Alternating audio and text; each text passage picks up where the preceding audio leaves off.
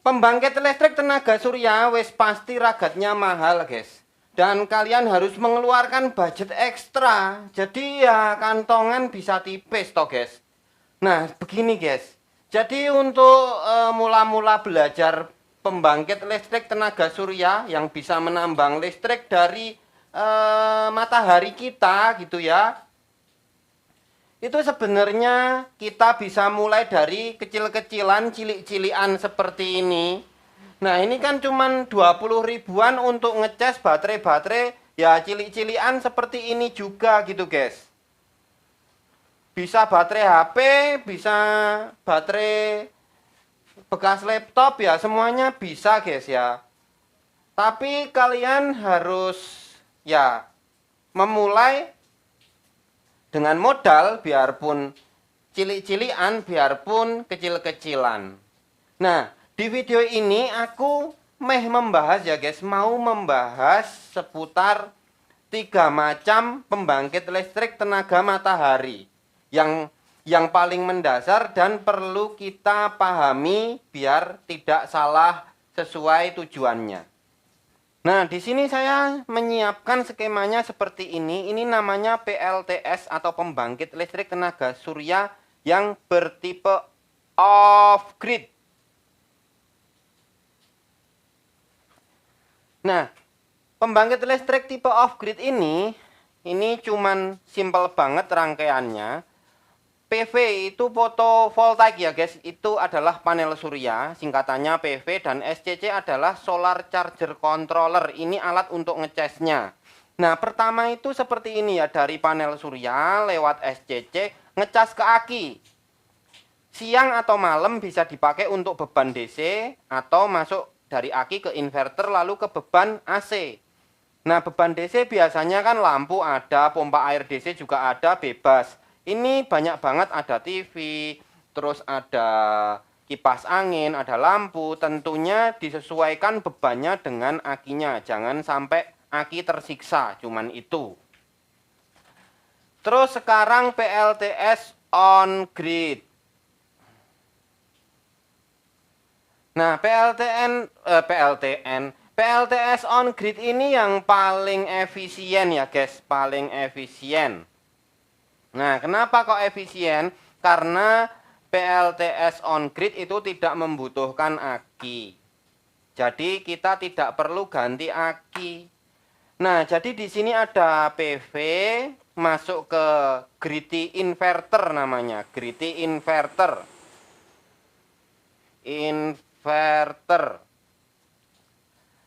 Nah, dari grid inverter itu di-outputkan ke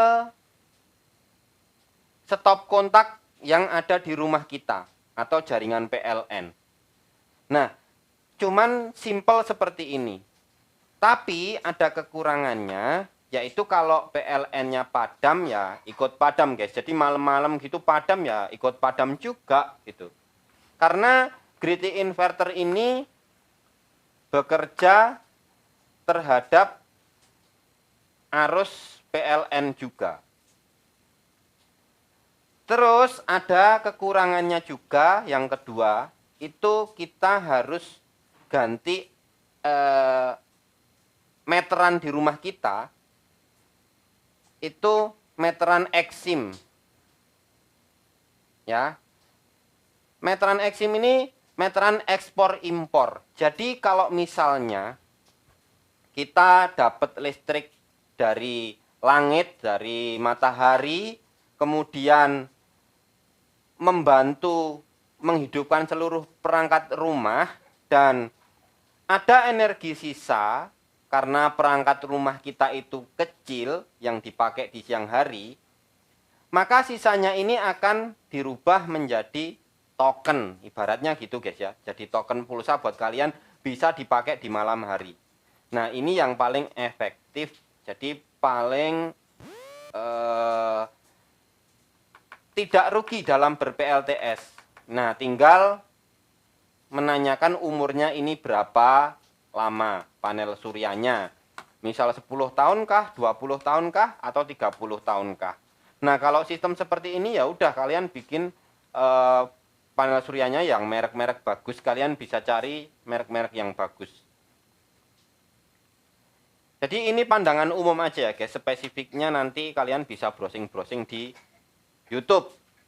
Terus sekarang yang terakhir, ini adalah PLTS hybrid. Nah, PLTS hybrid ini apa sih? PLTS hybrid ini adalah penggabungan antara PLTS on-grid dengan PLTS off-grid.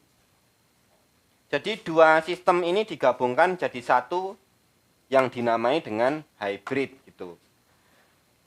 Konsepnya hanya sama, cuman digabungkan dari panel surya masuk ke inverter hybrid. Jadi kalian yang beli harus inverter hybrid. Kalau yang on-grid tadi belinya grid inverter. Jadi beda-beda ya guys. Terus kalau yang off-grid itu inverter biasa. On-grid ini, off-grid ini inverter biasa. 12 volt tuh 220, 24 tuh 220, dan seterusnya. Dari panel surya masuk ke inverter hybrid sambil mengecas aki, sambil terkoneksi dengan PLN sehingga beban yang terhubung PLN secara langsung akan disuplai juga oleh panel surya. Dan apabila PLN mati, ini keuntungan tersendiri ya guys. Kalian punya beban di sini namanya critical load.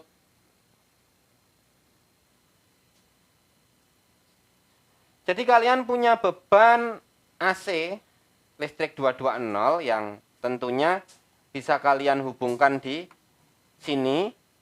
Apabila PLN padam, maka ini beban yang ini akan menyala. Jadi beban apa aja yang diprioritaskan melalui ini. Ini hanya konsepnya saja. Penerapannya mungkin nanti saya belum bisa contohkan karena saya belum punya niatan untuk beli ini juga. Tapi kalau on grid yang ini mungkin kedepannya mau coba. Kalau udah ada dananya guys. Jadi kalian cari tambahan informasi dari channel sebelah. Ini hanya pandangan umum saja. Dasarnya banget gitu ya guys. Jadi kalau PLN padam, ini masih bisa menyala. Kalau ini PLN padam tidak bisa menyala. Kalau ini PLTS yang berdiri sendiri.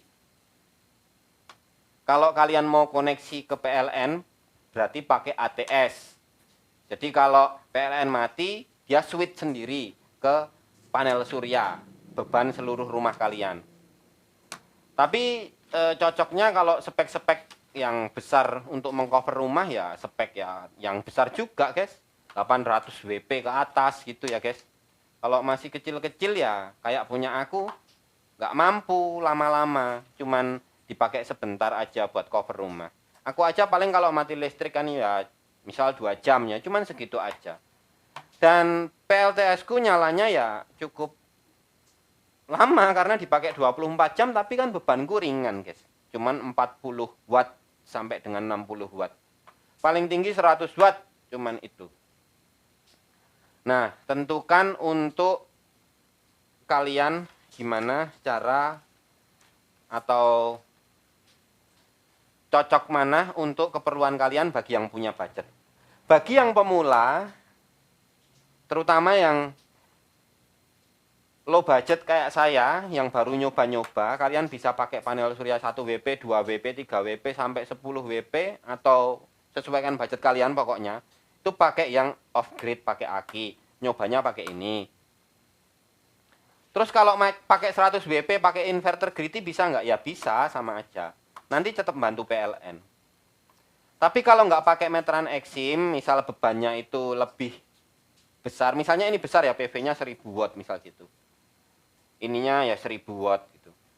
Nah, beban kalian di bawah beban ini, di bawah penghasilan panel surya, maka meteran kalian kalau nggak pakai meteran Exim, meteran Exim ini yang harus izin ke PLN, daftar resmi gitu ya, mau pasang ini gitu. Kalau nggak pakai, maka meteran kalian bisa error guys ya. Meteran bisa error karena ini terlalu banyak menyumbang energi. Nah, Solusinya, kalian beli Griti inverter yang sudah ada limiternya. Jadi udah ada masing-masing ya, Griti inverter yang biasa aja atau Griti inverter yang ada limiternya. Jadi limiter itu memfungsikan apabila beban yang kalian gunakan itu lebih kecil daripada penghasilan panel surya, maka tidak akan menyebabkan meteran error karena sudah ada limiternya. Apabila kalian tidak memasang meteran eksim, karena proses ini juga menurut saya juga rumit ya. Proses kita daftar ini harus ada izin-izin apa, saya kurang lengkap juga infonya. Kalian bisa cari lagi. Nah, jadi seperti itu aja guys. Semoga mudah bisa diterima. Nanti jika ada pertanyaan silahkan tanya di kolom komentar. Jangan lupa subscribe juga ya guys. Dan like-nya. Oke, wassalamualaikum warahmatullahi wabarakatuh. Semoga video ini bermanfaat.